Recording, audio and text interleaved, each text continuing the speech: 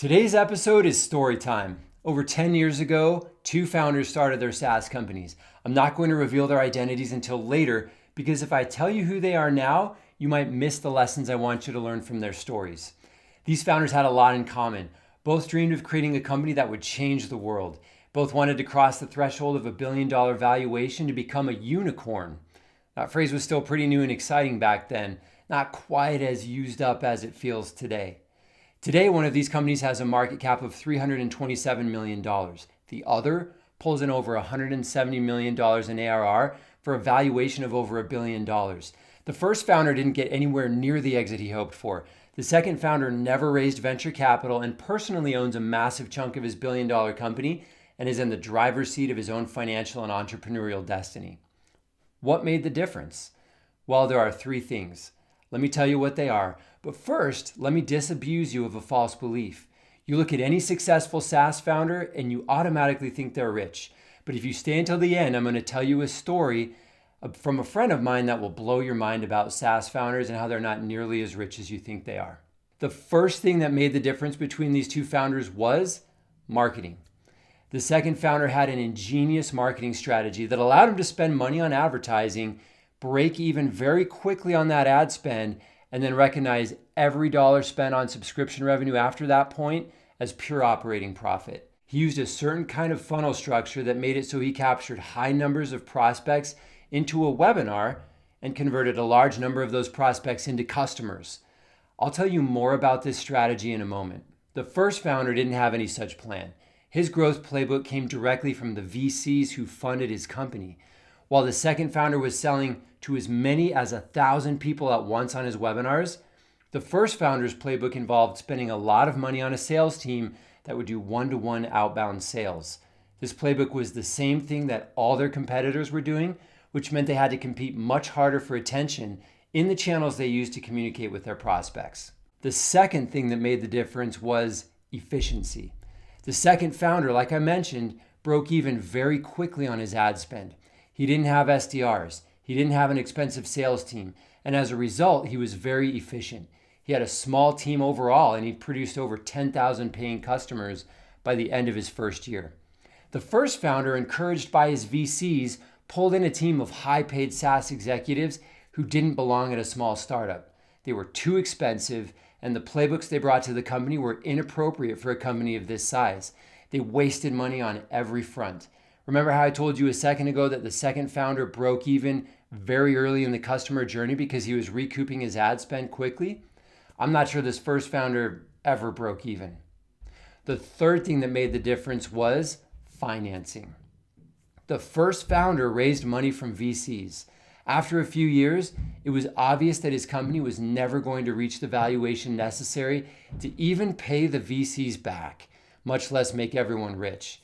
Today, this founder is stuck working for the company he started as a moderately paid CEO, basically an employee. Stay tuned for the story I promised to tell you about SaaS founders not being as rich as you think they are at the end. Now, in contrast to this first founder, the second founder never raised a dollar in external funding. His company's growth was funded by his customers, all $170 million of ARR. He can basically pay himself whatever he wants, and if he decides to sell his company, he'll make north of $500 million from the deal. So, which founder would you prefer to be? Unless we're weird, every single one of us is going to say the second founder. But here's the strange thing. Most SaaS founders behave in ways that are strikingly similar to the first founder. I think this is mostly because they don't know there's a better way. But hopefully the cracks that have been forming in the industry are starting to wake some founders up from the belief that all you have to do is follow the industry playbook to be successful. Most people following that playbook are not successful. Now, I promised to tell you more about the marketing strategy used by the second founder. But first, let me reveal the identities of these founders. The first founder is actually a composite of multiple people, founders who have followed as they started their companies and floundered after initial high hopes. The numbers I used in the story were from Domo, a company that was started more than 10 years ago and today sits at only 327 million ARR after raising over 700 million in VC funding. Here in Utah where I live, there are many companies that have looked like rocket ships only to crumble under the weight of their own enormous expectations. The second founder is Russell Brunson, who started his SaaS company ClickFunnels in 2014. Russell is a world-class digital marketer, and the marketing strategy I promised to tell you about is something he calls the linchpin. He uses ads to drive traffic to a web page where his prospects sign up to attend a webinar. Once they sign up, he invites them to start a free trial of ClickFunnels in preparation for that webinar. Then when they attend the webinar, he sells them an annual subscription of ClickFunnels at a discounted price, bundled with training on how to use the software to grow their businesses. With this model, Russell created two revenue streams. First, he has the revenue stream that comes from the people who buy the offer for the annual subscription that he makes during the webinar. Russell took that entire revenue stream and then he plowed it back into ads to get people to the next webinar. If you look at this from the other angle, this is how Russell was breaking even on his ad spend within days of spending the money. He spends money on ads to get people to a webinar, and then they buy on the webinar, and he makes the money back that he spent on ads. Even if this were the entire picture, it would be a great business. Many of those people would renew in the second year. The first year in business might be a little lean, but when the renewals kicked in year two, the profits of the business would explode. But that's not the entire picture. I told you there was a second revenue stream. Remember how Russell had people sign up for a free trial as soon as they registered for the webinar? Many of those people didn't buy the offer for the annual subscription on the webinar, but they did upgrade to a monthly subscription when their trial expired a few weeks later. In the case of Russell and ClickFunnels, this is what the first year revenue looked like. 2,500 people bought the webinar offer, which generated $2.5 million in revenue. That means they had a $2.5 million ad budget. Not bad. 7,500 people did not buy the webinar offer, but continued month to month once their free trials of ClickFunnels expired, which generated another $9 million in revenue that year. Can you see why Russell is in such a different position from most other founders 10 years into his company? His playbook for growing his company was unique and it was ingenious. Now, I want to offer you a word of caution. You may know that I run a marketing agency. I learned what my company does from Russell himself over 7 years ago, so I've had a lot of experience with it. The linchpin model I just told you about is incredible, but it's just an empty model. For it to work like it did for Russell, you have to fill it with a few key components.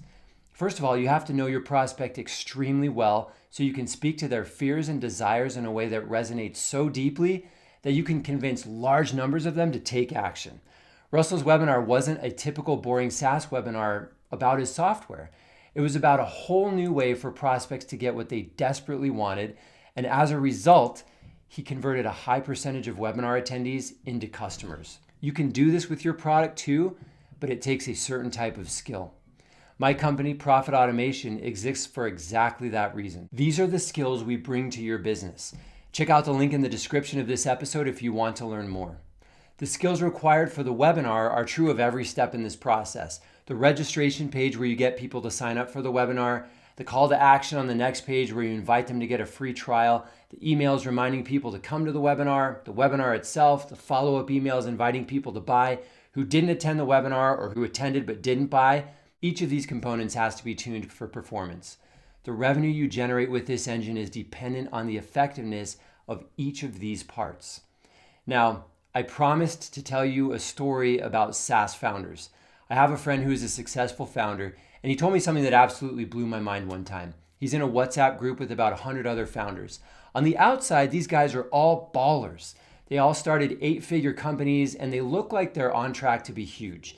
But pretty often, someone in the group asks a question that changes the mood in the group. The question is, do you think I should ask my board for a raise? When this question is asked, my friend says, fear enters the room. Because every founder in the group remembers that they're running an inefficient, capital-intensive operation, and because they sold large portions of their companies to venture capitalists, it's do or die. They have to grow huge, or they're going to be like the first founder in the story I told you earlier. Even though they started an 8-figure company, they have to go ask their board for a raise. If you're a founder or marketing executive at your SaaS or tech company, and you want to be more like the second founder in my story, Russell Brunson, who's in the driver's seat of his company and of his financial destiny, check out the link in the description of this episode. Whether you've taken VC funding or not, it doesn't matter. We can talk about driving more efficient growth for your company so you can put yourself in the driver's seat. And if you've enjoyed this video, consider following this channel so you don't miss any future videos, and give this video a thumbs up and drop a comment about what you learned so others can find it too. I'll see you next time.